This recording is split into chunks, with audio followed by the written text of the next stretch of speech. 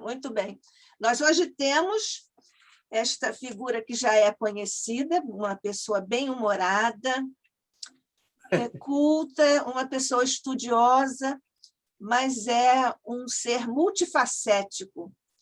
Ele é formado em medicina, mas começou a aproximar-se dessa área muito cedo, muito jovem, e começou auxiliando os profissionais, festejado, então, como auxiliar, porque era um adolescente, é um self-made man, uma pessoa que se construiu com um esforço imenso e sempre com absoluto sucesso por causa da sua dedicação, da sua sinceridade, da sua dedicação mesmo maior ao estudo, ao trabalho, às pessoas que o cercavam e aproveitando sempre o máximo daqueles que estavam perto, inclusive grandes nomes da medicina, como o doutor, o pediatra, um dos maiores nomes, se não o maior nome da pediatria no Brasil, o doutor Delamare. E outros tantos, né, Jorge? É verdade.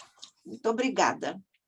Obrigado a você pelo esse elogio imerecido, mas que me ajuda a ficar feliz de poder estar com vocês aqui. Eu não me sinto mal de ser elogiado, não, porque elogio não me aumenta nada, nem crítica me diminui, mas, de qualquer maneira, ouvir elogio é sempre bom, é melhor que ouvir uma Olha crítica. só, o elogio, a gente tem até um trabalho sobre o discurso do elogio. Isso. Em primeiro lugar, ele precisa ser verdadeiro. Com certeza. Depois, quando ele é enunciado, é preciso que ele seja enunciado com sinceridade.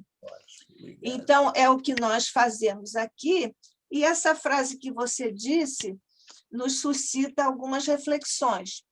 Em primeiro lugar, quando você diz que não vou elogiar a pessoa porque ela vai se envaidecer, pois é, isso tem dois, do ponto de vista das reflexões, tem dois, para não dizer erros, pecados, vamos dizer equívocos. Sim, porque verdade. quando você diz não vou elogiar, é porque você acha que sua palavra é critério de verdade. E depois o outro vai se envaidecer, você está dizendo que o outro tem um vício. Sim. Então, é melhor nós dizermos com sinceridade aquilo que é verdadeiro. Sim. E viva Sócrates! Viva Sócrates! E você já está fazendo um pré-julgamento, que o outro é muito vaidoso. Exatamente isso, exatamente isso. Muito bem. Então, vamos lá, Jorge, para o tema de hoje? Vamos lá. Nós vamos conversar essa tarde, vamos fazer aqui a nossa conversa, fazendo algumas digressões e tentando verificar como que as coisas começam, de onde começa tudo, não é? Eu estava agora folheando um livro que trata de neurociência, de um colega médico, neurocientista, né? Nicoleles. O professor Nicoleles, que começou as atividades dele, os estudos dele de neurociência na Universidade de Duke, ele é brasileiro, e ele agora está no Brasil, numa universidade do Nordeste, eu não sei exatamente onde, mas ele tem um trabalho fantástico. E eu me lembrei do livro dele porque, revendo a palestra que o professor César Reis fez semana passada, me evocou lembrar desse neurocientista que está fazendo o estudo da transmissão do pensamento para poder ajudar pessoas, por exemplo, que estão com tetraplegia. Ele está criando uma espécie de uma roupa Isso. que é manipulada pelo, quer dizer, vamos dizer assim, movimentada pelo pensamento e que pode fazer a pessoa ficar de pé e andar. Uma coisa que seria um verdadeiro milagre, porque a gente sabe que seria praticamente impossível botar um tetraplégico de pé e andando. E ele já mostrou que isso é possível, exatamente o que me fez lembrar é porque as experiências dele começam com chimpanzés, né? E a palestra do César, que foi falando do centésimo macaco, né? Relembrando essa história, ela me fez lembrar das pesquisas desse neurocientista que já colocou um tetraplégico dentro de um carro de Fórmula 1, que ele pilotou o carro com o pensamento, porque não tem nem os pés nem as mãos para comandar o carro. E tentou repetir essa mesma façanha com um piloto profissional de Fórmula 1 e que não foi tão bem sucedido como o tetraplégico. O tetraplégico foi mais bem sucedido na direção do carro do que o próprio piloto profissional. Então, aí evocando isso me fez pensar que a gente precisa... Porque lá no livro do Nicoleles, ele vai dizer que ele começa, no começo do curso de medicina dele, na USP, ele entrou um dia numa sala de estudos de fisiologia para assistir à aula, e o professor estava lá complicado com aqueles antigos projetores que não conseguia, destruía mais o diapositivo do que projetava o diapositivo. E o homem estava ali, coitado, mas o homem estava com o projetor e com uma vitrola tocando uma música em som alto, que fez com que o Nicoleles encontrasse a sala, e a música era a música de Wagner. E ele dizia assim, o homem dizia assim, não, eu só dou aula com essa música tocando, com música tocando. E começou a projetar, quando ele começou a projetar, o aluno, o Nicoleles, virou-se para ele e disse, professor, afinal, que curso é esse que o senhor está dando aqui? Ele falou assim, meu filho, é a introdução à fisiologia humana. Aí eu disse assim, mas professor, fisiologia humana, o senhor está projetando aqui as galáxias, está projetando aqui as estrelas, o senhor está projetando aqui o sistema solar. Eu não estou entendendo essa sua aula aqui. Ele falou assim, meu filho, tudo começou com o Big Bang. O Big Bang começa tudo. Então, nós estamos começando do começo. Agora, se você quiser assistir um curso meu avançado de neurociência, fisiologia, neurobiologia, você pode ir daqui a 2 dias, eu estarei dando a aula. E aí o professor disse assim, o aluno disse assim, mas como é que eu vou sair? Onde é que vai ser essa aula? Eu disse, não se preocupe, meu filho, é daqui a 2 dias, nesse mesmo horário. Siga a música. Porque a música ele tocava altíssima, então dava para encontrar ele facilmente. E aí aquilo me suscitou uma série de raciocínios, de ideias, e eu, como já tinha mais ou menos organizado a minha apresentação de hoje, e eu tinha achado que eu tinha exagerado um pouco, por isso talvez eu vá demorar um pouquinho, né, na minha apresentação, eu vi assim, não, acho que eu não exagerei, não, acho que eu fiz certo. E tanto o Nicoleles quanto o César Reis me ajudaram a me sentir confortável como eu estou me sentindo agora aqui com vocês. Então, eu vou compartilhar a minha tela com vocês para a gente começar a... Deixa eu abrir aqui a apresentação. E está com o host, Fátima? Tem que passar o host para ele. Ok, ok. Já tá? Ok, ok. Tá bom.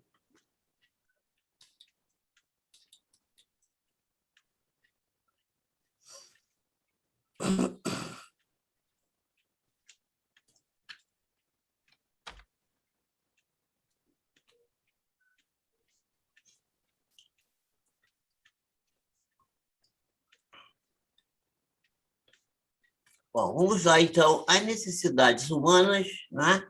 Os vícios e as virtudes na visão transpessoal. Primeiro, a gente precisa dar, talvez, ter uma ideia do que seja a transpessoalidade, né? A transpessoalidade é uma coisa que a gente precisa tomar bem consciência dela. Então, começando do começo, a gente vai ver que a transpessoalidade é uma experiência que, segundo esses dois autores, aí, Walsh e Hogan, pode ser definida como uma experiência na qual o senso da identidade ou do eu ultrapassa aquilo que é o individual e o pessoal, para poder atender e englobar aspectos da humanidade, aspectos da vida, aspectos daquilo que se chama normalmente de ciência psique, né?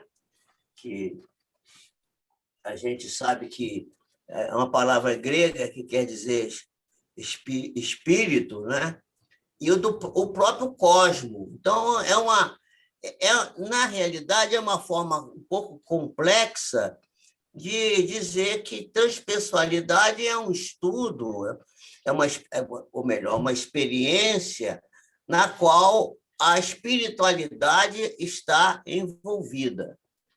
E Joana de Ângeles, a benfeitora, no livro O Ser Consciente, chama de psicologia transpessoal a quarta força. Quer dizer, o que é essa quarta força? A quarta força ela faz uma alusão ao processo evolutivo das práticas psicológicas, que começa com Freud, né, na psicanálise, vai para Jung na psicologia analítica, depois vamos evoluir para a psicologia humanística, que são aqueles psicólogos que, no pós-guerra, eles viram que a quantidade de gente precisando de ajuda psicológica era tão grande, era tão brutal, que a gente precisava de fazer as terapias em grupo. E aí a gente vai encontrar Erich Fromm, Melanie Klein, né, Karen Horney, uma porção de outros psicanalistas que se transformam em psicólogos humanistas. E esse seria o terceiro, e a quarta seria a transpessoal, a psicologia transpessoal, né? A qual Walsh e Vaughan fazem essa apresentação que eu apresentei no início aí. E que Joana concorda, porque é Maslow que vai dizer que essa psicologia voltada para o espírito, né? A partir de agora, a gente vai entender que transpessoal é psicologia espiritual, tá? Para a gente poder falar a nossa língua aqui. Vamos falar a nossa língua. E a quarta força, então, seria a psicologia do espírito. Muito bem. O Maslow, que é um dos criadores da... Vocês estão vendo bem aí a minha transparência? Está aparecendo direito? Estamos. Então, ele vai falar de que há uma escala de valores, não é? Que é uma pirâmide, que de baixo para cima vai englobando a fisiologia, a segurança, né? O amor e o relacionamento, a amizade. Ele coloca a amizade acima do amor e a realização pessoal. Então, ele vai dizer que, primeiro, a gente precisa das coisas básicas, né? Na fisiologia, a respiração, a comida, a água, o sexo, o sono, o equilíbrio da homeostase, a excreção dos elementos nocivos. E depois nós caminhamos precisamos da segurança, em segundo, logo a seguir, que seria a segurança do corpo, seria a capacidade de realizar trabalho, ter um emprego, ter uma fonte de renda, né? Os recursos naturais para poder viver, né? A questão da moralidade, da família, da saúde e da propriedade. Depois, no amor e no relacionamento, ele vai incluir a amizade, a família e a intimidade sexual. E na estima, que é o desdobramento dessa amizade, ele vai falar que a amizade tem que se fazer primeiro do indivíduo para com ele mesmo. Então, aquilo que a gente chama de autoestima ou autoamor. Confiança, conquista e respeito dos outros, e respeito aos outros. E, finalmente, no topo da pirâmide, ele coloca a realização pessoal, que aí ele vai colocar lá a aceitação dos fatos, a ausência de preconceito, a solução de problemas, a capacidade de ser espontâneo, de ser criativo e a moralidade. Aqui, nesse topo, a gente pode fazer referência àquilo que a gente acabou de ouvir da professora Nádia, quer dizer, a sinceridade, né? A verdade que é a verdade, a nossa verdade, a verdade que temos em nós, que está dentro de nós. Isso é um fundamento da nossa condição para vivermos em harmonia, em homeostase espiritual, em equilíbrio espiritual. Mas, então, o começo de tudo começa lá na pergunta 27, né, do Livro dos Espíritos.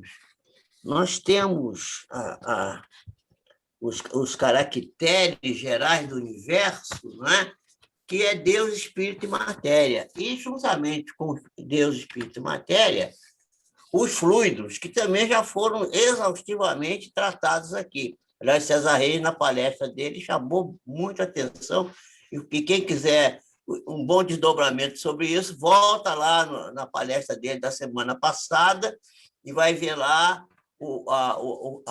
a conceituação e as explicações que ele dá sobre o elemento formador, que é o fluido cósmico universal. E o seu sucedâneo, né, que é o elemento intermediário que mantém a vida enquanto aqui na Terra, que é o fluido vital. Bom, no Gênesis, em Gênesis, né, na Torá, no capítulo 1, no versículo 1, nós vamos ver que está dito assim: no princípio, Deus criou os céus e a terra. E no capítulo 1, no versículo 3, há uma referência que está na pergunta 28 do Livro dos Espíritos, quando Allan Kardec pergunta como foi que Deus criou o universo. Os Espíritos respondem fazendo aquela referência ao Fiat Lux, né? Deus criou o universo por um ato de vontade, quer dizer, a vontade está no começo de tudo, e disse: faça-se a luz, e a luz se fez. Então, está lá na pergunta 28. A seguir, nós temos os dias da criação, que são descritas lá na Gênese da Torá, né, no livro do Evangelho do Velho Testamento, a criação dos seres vivos, vegetais e animais, fechando o sexto dia, que são 6 dias de criação, o sexto dia, o derradeiro dia, com a criação do homem. O homem, então, é criado no sexto dia. Bom, agora, do ponto de vista hermenêutico do Evangelho do Novo Testamento, nós vamos encontrar em João, também no capítulo 1, no versículo 1, logo no comecinho, bem no início, nós vamos encontrar a ideia de que no princípio era o Verbo, e o Verbo estava em Deus. E o evangelista nos afirma que o princípio está na comunicação, porque o Verbo estava com Deus, e ele era Deus. Aí, quando eu estava revendo a palestra do César, estava vendo lá a comunicação não verbal, que foi o que ele tratou. Foi isso, César, que você tratou? Então, está aí, olha só, está na Gênese isso. Isso está na Gênese. Porque está lá na Gênese do Novo Testamento, do evangelista João, que vai dizer exatamente isso, né? Daí, para a gente poder inferir que a nossa primeira necessidade humana, não são aquelas que o Maslow apontou lá. Tudo aquilo é necessidade, são desdobramentos. Mas a grande necessidade da nossa vida é Deus, né? Deus é a nossa primeira necessidade. E por ser ele o verbo, consoante o texto, né? A gente já fazendo a análise hermenêutica do texto, inferimos que a comunicação, verbo, é também uma necessidade para atender o sentido gregário do ser humano, a compreensão que nós vivemos, como foi feita a pergunta, né? Em rede, nós vivemos em rede, nós vivemos numa teia, na grande teia da vida, tá? Como o Fritjof Capra mostrou lá na sua obra. Bom, então, a gente poderia fazer agora uma pequena digressão e lá na mitologia grega e ver que ela é incomparável, e ela é insuperável em termos de criatividade poética e filosófica com respeito à criação. Porque Gaia, a Terra, vai criar Urano, que é o céu, sem usar o princípio masculino. No entanto, Urano e Gaia se consorciam e vivem numa ligação permanente, física, espiritual, gerando filhos abundantes. Uma visão do desenvolvimento e criação da capacidade criativa, a poesis, né? a criação, o pensamento heurístico, o pensamento voltado para a criação, o pensamento que cria, e atendendo também à recomendação bíblica, crescei e multiplicai-vos. Bom, na Torá, nós vamos ver que temos a criação do homem duplamente. Não sei se já perceberam que no Velho Testamento, Deus cria o homem no sexto dia, conforme está lá na descrição da criação da Terra. Mas, depois, não tinha chovido ainda, né? Então, portanto, não havia o vegetal verde. Quando chove e o vegetal verde aparece, Deus vê que aquilo era bom, que aquilo era bonito, e cria o Éden, cria o Jardim das Delícias, não é? E coloca lá e cria o homem a segunda vez. Vai moldar o Adão. Isso é uma clara referência à criação, uma criação dupla. Uma vez perguntaram assim, mas será que Deus esqueceu que já tinha criado o homem e criou de novo? Pois é, mas a primeira referência lá do sexto dia é a criação do princípio espiritual. E essa do Jardim do Éden, o Adão, criado, retirado do barro, é uma metáfora da criação do princípio material. Quer dizer, então, é o princípio espiritual que é criado inicialmente. Depois, então, vem o princípio material, que vai ser habitado pelo princípio espiritual criado anteriormente. Né?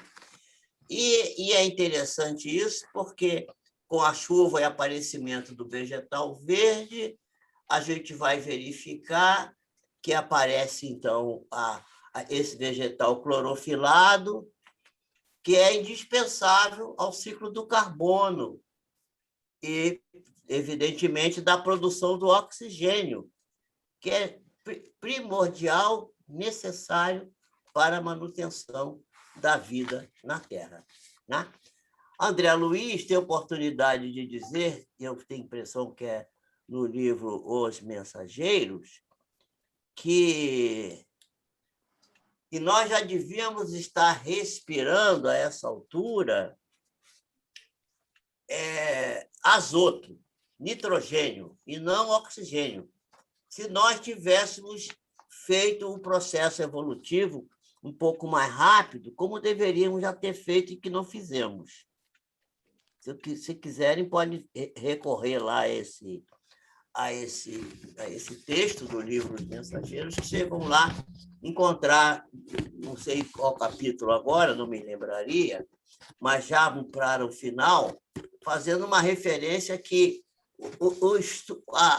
a ideia de respirar oxigênio é uma característica de grande atraso no nosso processo evolutivo.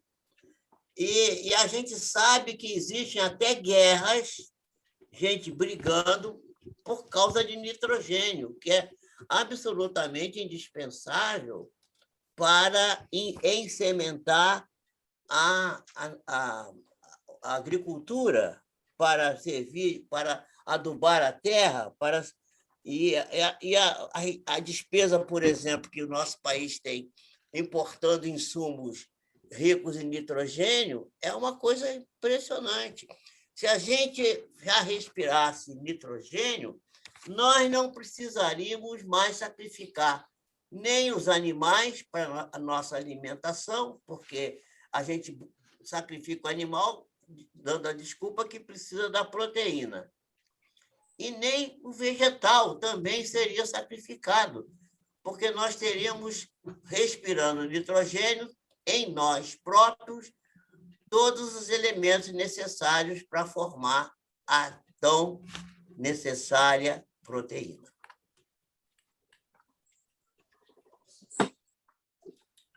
Muito bem.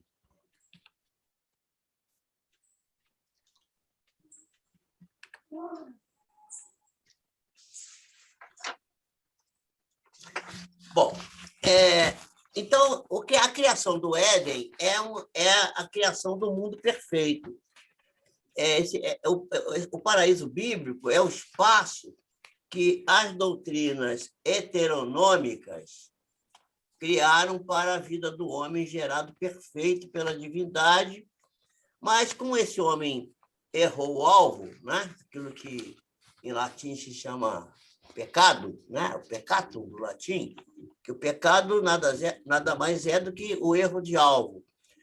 Um ato de desobediência, foi obrigado a se retirar desse jardim de delícias e ter que purgar a falta cometida num mundo agreste, difícil, sofrido, com dores, não é? A viver num espaço onde teria que buscar o seu próprio sustento, a manutenção, a defesa e a proteção sem os cuidados do pai, sem os cuidados da mãe generosa, ou pai generoso. Deus pode ser considerado pai ou pode ser considerado mãe. Eu, às vezes, penso que Deus é mais mãe do que pai. Tá? Eu acho que Deus é mais mãe. Deus é mais... A generosidade de Deus está mais próximo da mãe do que do pai. Eu concordo. Então, eu costumo dizer que Deus é pai-mãe, é mãe-pai, é pater-mater, né? E que mantinha aquela criatura lá naquele paraíso, né? Sem preocupação alguma, ele não se preocupava nem com a sua nudez. Quer dizer, ele não percebia nada, estava ali. Gente, esse tópico aqui deve chamar a nossa atenção, nós que somos espíritas, para nos dar uma definição de que a nossa doutrina não aceita isso porque ela não é heteronômica. A doutrina espírita ela é autônoma. E a autonomia que nos foi dada está perfeitamente caracterizada lá na pergunta, se não falha a minha memória, 115 do Livro dos Espíritos, em que está dito que nós fomos criados simples e ignorantes, não é? Ou seja, sem ciência, na insciência, preparados para avançar, progredir e conquistar os recursos necessários à nossa independência pelo nosso próprio esforço. Ninguém foi colocado no mundo perfeito. E daí a ideia de que não há pecado. Ninguém comete pecado. Nós temos uma coisa que precisamos corrigir, que é o equívoco. E o equívoco é gerado pela ignorância. A partir da conquista do conhecimento, nós vamos errando menos e, consequentemente, não há punição, porque não se pode punir alguém que não sabe. E por isso é que é um erro crasso dizer-se que alguém vai pagar, que tem que ter dívida para pagar, que vai reencarnar para pagar. Essas são ideias enxertadas na doutrina espírita, advindas de doutrinas externas, de outras origens, que não aquela codificada por Allan Kardec. Bom, Leon Denis vai nos falar da dor no seu livro, O Problema do Ser, o Destino da Dor. E a gente precisa fazer a distinção entre o que é dor e o que é sofrimento. Porque Leon Denis vai dizer que a dor é uma ferramenta para o desenvolvimento da consciência. A pergunta de $1 milhão. A pergunta de $1 milhão. O que é a consciência? Eu falei que era de $1 milhão porque eu acho que eu achei que o prêmio Nobel era $1 milhão. Aí quem descobrir vai ganhar o prêmio Nobel. Então, é por isso que eu falei isso. Então Leon Denis vai dizer assim: se desde as primeiras estadas na Terra a alma estivesse livre de males, ficaria inerte, passiva e ignorante das coisas profundas e das forças morais que jazem nela própria. Está lá na página 381. E dos textos de Leon Denis, né, nós vamos inferir que a dor é necessária e inexorável, mas o sofrimento é absolutamente opcional. E que só ocorre sofrimento quando a gente não aceita a dor, não se resigna, não procura compreender que tem dor. Por que tem dor? É porque está crescendo, é porque está se desenvolvendo, é porque tem alguma coisa que está errada. E eu me lembro que, há pouco tempo atrás, eu tenho o hábito de dizer para os meus amigos e meus clientes, quando eles estão se sentindo mal, com alguma dor, alguma coisa, para eles conversarem com a dor. E um amigo meu, muito cético, disse assim: "Ô, Pio, isso é uma maluquice, mas eu estou com tanta dor no meu calcanhar e eu quero andar, eu acho que eu vou fazer essa tua maluquice aí, eu vou conversar com o meu calcanhar." E aí, uma conversa, meu querido, com ele, amorosamente, sabe? Com amorosidade. Pergunta para ele por que ele está doendo e tal. E aí ele passou um tempo, já passado algum tempo, passadas umas 4, 5 semanas, eu encontrei de novo com ele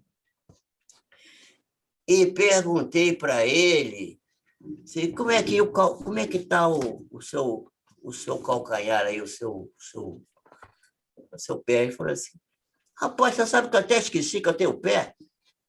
O negócio sumiu. Eu falei assim, pois é, tá vendo? Você nem percebeu, né? Pois é, rapaz, não tive mais a tal da dor, aí sumiu a dor. Porque Emmanuel vai dizer, na lição 51 do livro do Pão Nosso, que os nossos órgãos são educáveis, inteligentes, e que a gente precisa pregar o reino de Deus para eles. A pregação do reino de Deus está no comportamento, mas também no verbo, na palavra, na conversa amorosa, que pode nos servir também de terapia.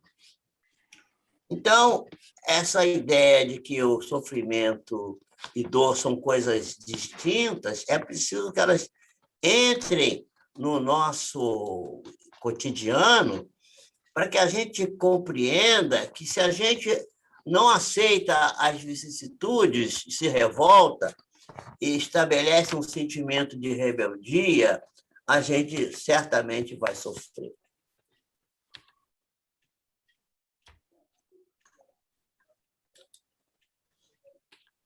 Bom,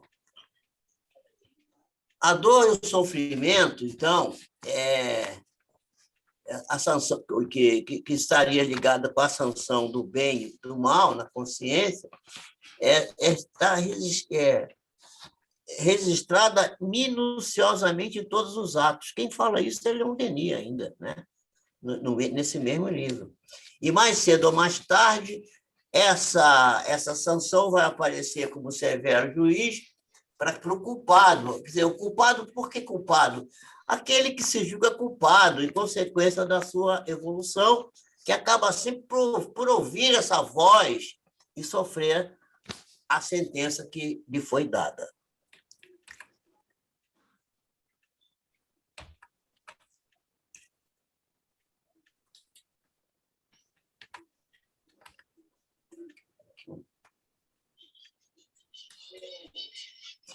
Bom, a gente não sabe o que é a consciência, mas Leon Denis perguntou lá, nessa mesma obra, ele perguntou o que é a consciência. E ele tentou responder. Ele disse que a consciência é a reunião das experiências ao longo das encarnações. E ele dividiu no sensório, quer dizer, a capacidade de sentir, naquilo que se chama de critério ou cognição, e naquilo que ele chamou de subliminar, quer dizer, aquilo que a psicanálise chama de inconsciente, né? Então, eu trouxe aqui essa imagem do iceberg, né? Para a gente poder compreender que o que está no inconsciente, que é o que está para baixo do nível da marca da água ali, para baixo, é uma quantidade de elementos, de informações extremamente maior do que aquilo que a gente percebe no cotidiano da nossa vida. A gente vai observar e talvez tenha sido por isso que Jesus tenha nos recomendado que a gente devia vigiar. Por que vigiar? Porque a sombra e as problemáticas que nos levam a gerar as nossas dificuldades, os nossos desvarios, né? As nossas inconsequências, são os pensamentos que vêm do inconsciente, as pulsões que estão debaixo do tapete, que a gente vai empurrando lá para debaixo, mas que, de repente, saem de lá e, sorrateiramente, vêm para o consciente, gerando, então, as dificuldades que temos e causando aquilo que a gente convencionou chamar de vícios, de pecados, de equívocos, de erros, que seriam baseados na ideia da heteronomia ou pecado, aquilo que estaria sujeito à sanção, não é? Porque a gente sabe que quando alguma coisa não vai bem, que a gente descobre que tem uma dor, uma doença, uma coisa que está nos incomodando, se a gente conversar com ela e procurar saber o motivo, e encontrar o motivo, e perguntar para... A Joana de Anjos já aconselhou uma vez Divaldo Franco a fazer isso. Pergunta, meu filho, para a doença, o que é que ela quer de você? Aí a doença vai te responder. E o Divaldo conta que ele foi atrás daquilo. Eu não vou contar isso aqui, porque vai alongar muito a nossa apresentação, mas isso está descrito aí nas obras que falam da vida do Divaldo, quando ele teve, aos 50 anos, mais ou menos, um infarto, que ele não podia nem mais palestra fazer. E ele tomou essa providência e aquilo sanou-se. Ele conseguiu superar, tanto é que está aí até hoje, com mais de 90, né? Ativo, fazendo palestras, falando bem, alto e forte. Quer dizer, não há nenhuma dúvida de que isso funciona. Bom, a Joana de Ângeles, já que falamos dela, no livro Vida, Desafios e Soluções, que está sendo estudado aqui no nosso querido ICEB, pela nossa colega doutora Luzia Matias, né? Nesse livro, ela tem um tópico que ela chama de necessidades humanas, em que ela diz que o homem estabeleceu para a sua vida necessidades ligadas aos fenômenos fisiológicos. Como o próprio Maslow, lá no começo, como eu mostrei, também estabeleceu, com toda a gama de imposições, alimentação, habitação, agasalho, segurança, reprodução, bem-estar, posição social, e poderíamos denominar essas necessidades de necessidades inferiores.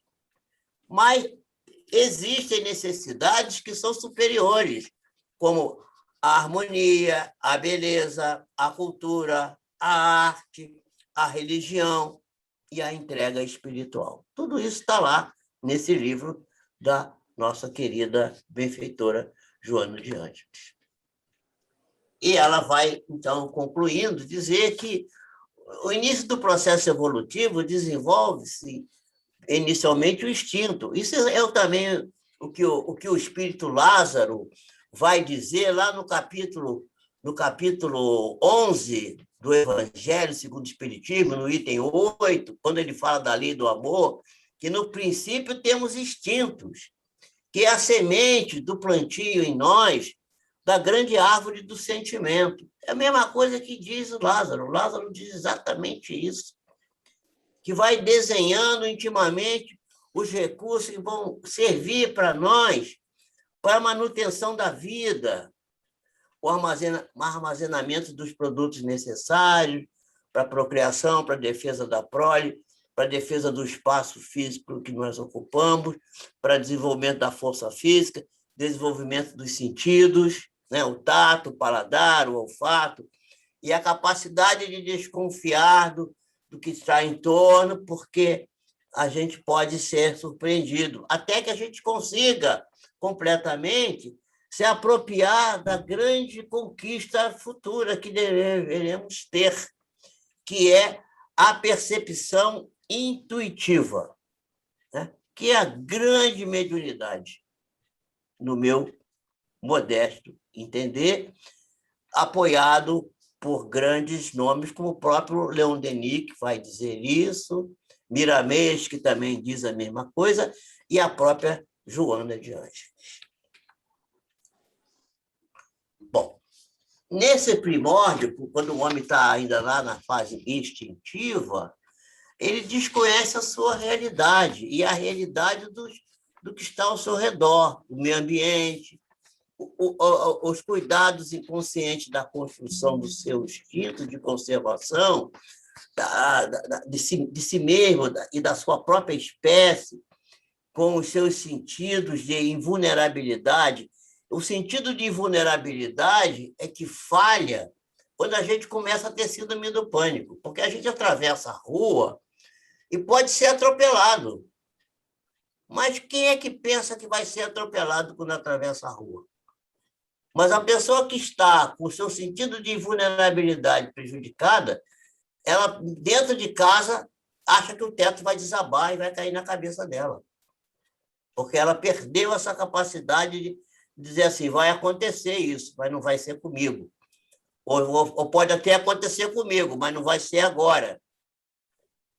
Porque a pessoa tem dificuldade de perceber quais são as coisas que são realmente necessárias, importantes para a sua vida.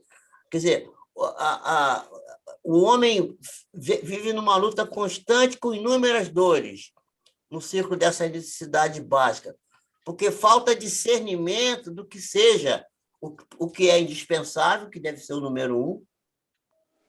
O que é indispensável primeiro? Se for do ponto de vista só material, é respirar. Mas se for do ponto de vista mais avançado, é a vida. A vida é a primeira... O que é indispensável? Viver. É preciso viver. Mas como a gente não vai morrer nunca, ou quem vai morrer é o corpo, quer dizer, que também não vai morrer, vai se transformar, então, de fato, nós não temos que ter esse tipo de medo. Quer dizer, a filosofia já disse assim, não se preocupe com a morte. Né? Aliás, Epicuro diz, não tenha medo dos deuses, nem se preocupe com a morte. Porque se você não morreu, você está vivo. Então, não se preocupe com a morte, porque ela não chegou ainda. Agora, se você já morreu, também não se preocupe com a morte, porque você já está morto, para que preocupar com aquilo que já passou? Então, é mais ou menos essa ideia que a gente teria que pensar. Então, o indispensável, pensar aquilo que é indispensável. Agora, o que é necessário? Necessário a gente se manter de pé. Quando eu falo de pé, não estou falando do ponto de vista físico, de pé moralmente, de pé espiritualmente, manter-se de pé. Isso é necessário. É a primeira necessidade nessa hierarquia aqui dos interesses nossos. Depois vem o que é desejável, aquilo que a gente gosta de... Desejável é a arte. A arte é indispensável também? Pode até ser, mas é desejável. Né? A poesia, a música, a literatura, o teatro. E depois vem o supérfluo, que também não precisa ser abandonado. A gente não pode inverter essa hierarquia do 1 para o 4. Apenas isso. E daí o homem, de Joana de Anjos, segue prisioneiro das formas físicas, da necessidade de alimentar, de procriar e de proteger-se. A gente está repetindo isso porque isso é o que faz manter a nossa vida permanentemente ansiosa e preocupada. A gente está o tempo todo preocupado. Porque está morrendo tanta gente. Meu Deus do céu, mas como é que vai ser? Pois é, meu irmão, a gente se morrer, todo mundo vai morrer um dia. Mas morreu por isso. A morte sempre tem uma desculpa, não é? A desencarnação sempre tem uma causa. Eu até perguntaram outro dia, minha mãe partiu, né? No dia 5 de maio do ano 2020, minha mãe ia fazer 101 anos, festejou o aniversário de uma amiga no dia anterior, à noite dormiu bem, depois de comer bolo, jantar, etc. E tal, e de madrugada sentiu-se um pouco enfraquecida, a pressão caiu, foi chamada uma ambulância. Quando ela chegou no hospital para ser socorrida, já tinha desencarnado. Aí me perguntaram assim, mas a sua mãe morreu de quê? Eu falei assim, morreu de velha. A gente morre, a morte, e a minha mãe mesmo não morreu. O que aconteceu é que eu não sei se o corpo da minha mãe expulsou o espírito, porque já não estava podendo mais, ou se a minha mãe que disse assim, chega de ficar nesse corpo, vou embora. Eu não posso saber. Quando eu tiver a possibilidade de falar com ela, eu vou perguntar para ela, mamãe, o que aconteceu? Você saiu do corpo espontaneamente ou o corpo expulsou você? Porque foi o que aconteceu. Então, qual foi a desculpa dela? A idade. Então, quando não tem uma doença, quando não tem uma causa, vamos dizer, médica, uma causa, um acidente, um desastre, tem essa causa, que é mais rara, mas que é também muito fantástica, porque eu acho que a gente morrer mais ou menos como foi o nosso querido Andréa, né? Que também já estava. Andréa foi com quantos anos? 100. 100, né? 100. Então, olha só, que coisa. Estivemos com ele um pouco antes, conversando, lúcido, maravilhoso, igual minha mãe também. No dia na véspera da desencarne de minha mãe, ela falou assim, a senhora não quer ir descansar um pouco, que a senhora gosta de deitar à tarde? Eu falei, não, eu quero comer bolo. Eu queria comer bolo. E comer o bolo da minha, da véspera de desencarnar. Enfim, uma vida fantástica, um negócio. Então, tem sempre uma. O desencarne tem sempre uma desculpa, mas sempre a gente tem que ter alguma coisa. O que foi que aconteceu? Não sei. O dela foi desgaste. Acabou o gás e não dá mais para continuar. É assim que funcionou. Muito bem. Então, a Joana, ainda concluindo, diz que os sentidos fisiológicos se resumem a tudo e a protoconsciência é da boca para baixo.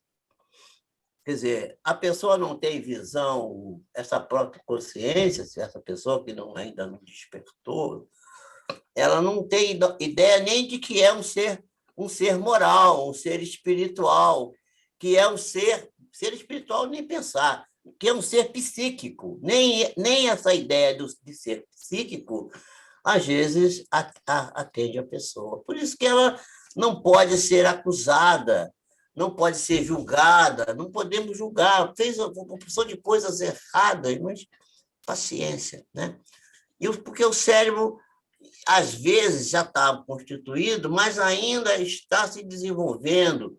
E o núcleo principal desse cérebro ainda é o reptiliano, aquele dos instintos, né? Aquela parte do cérebro que nos faz aprender a nos defendermos e a criar as nossas pulsões necessárias para a nossa vida vegetativa, né? Porque a vida vegetativa é uma vida instintiva, nós não pensamos para respirar, nosso intestino, o nosso fígado, o nosso rim, tudo funciona automaticamente, movimentado pelo instinto. Muito bem. Allan Kardec é o pioneiro do conceito do homem trino, corpo denso, corpo espiritual, ou perispírito e espírito.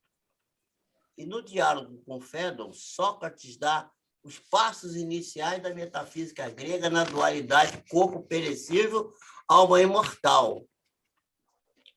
Mas é Kardec que amplia e esclarece a questão e nos leva a sair do espiritualismo utópico, né?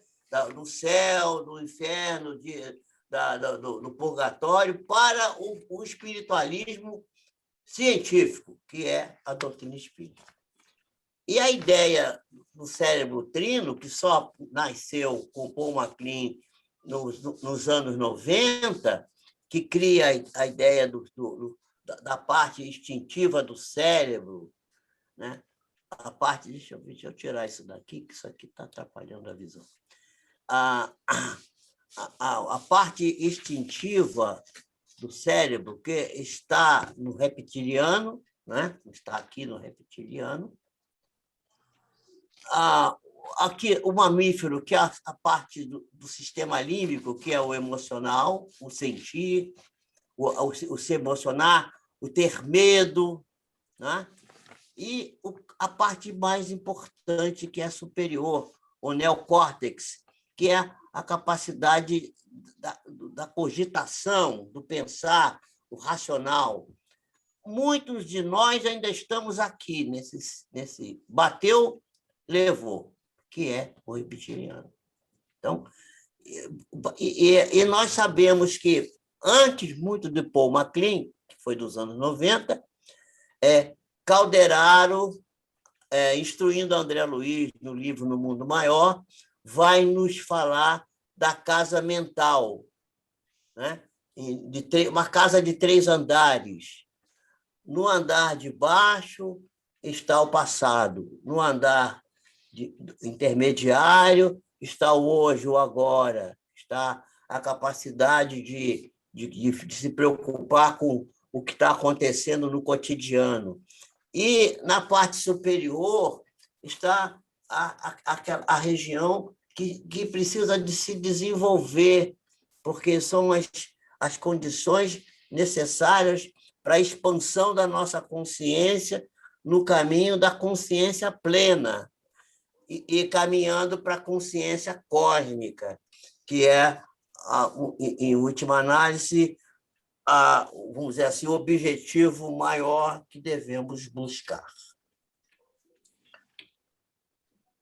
Bom, na psicografia de Chico, André Luiz, em Evoluções dos Mundos, vai descrever que o cérebro que o sistema nervoso central vai se organizando através de auxílio dos arquitetos divinos sobre a consciência fragmentária, construindo o cérebro, que seria o maravilhoso ninho da mente, dando a entender que o tecido nervoso permite a mais ampla exteriorização dessa mente e a captação das informações externas necessárias à vida de relação e à própria economia interna. Quer dizer, o verbo, a capacidade de comunicação, os sentidos que nos remetem ao exterior e nos fazem tentar conhecer o que vai também por dentro, que seria, em última análise, também uma definição de consciência, saber o que está dentro e saber o que está fora.